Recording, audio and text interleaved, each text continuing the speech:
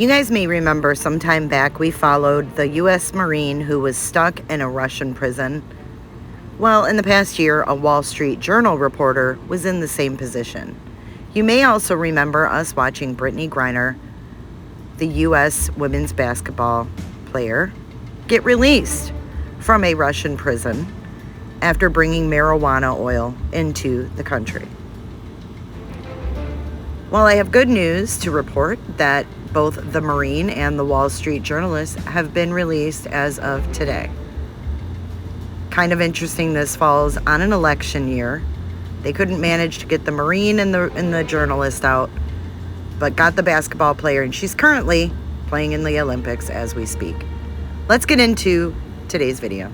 Prisoner swap between the United States and Russia since the Cold War. Wall Street Journal reporter Evan Gershkovich and former U.S. Marine Paul Whelan are finally free today. They are on their way to the U.S. right now. This picture taken on the plane, filled with smiling faces after both men endured the harsh conditions of a Russian prison cell. For Whelan, his release ends more than 5 years in a Russian hard labor colony after being convicted of espionage. And Gershkovich was recently sentenced to 16 years in Russia for the same thing after being held for nearly a year. Massive exchange that's been in negotiations for months. In all, 7 countries and 24 detainees are involved.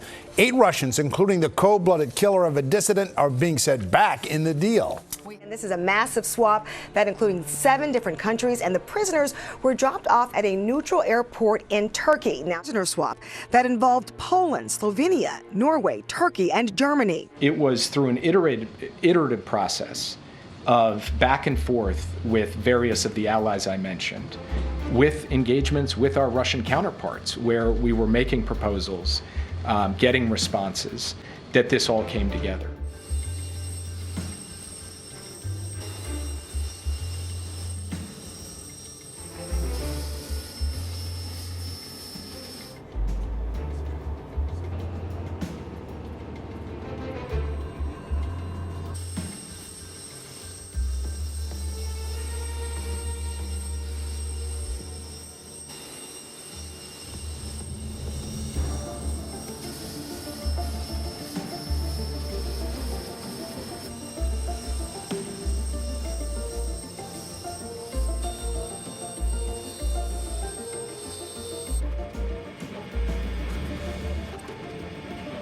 The swap also including a Russian intelligence operative who had been awaiting trial in downtown Brooklyn. In a letter dated today, the U.S. Attorney's Office for the Eastern District writes, Vadim Kanoshena is no longer in U.S. custody. I want to thank you again to everyone who did their part.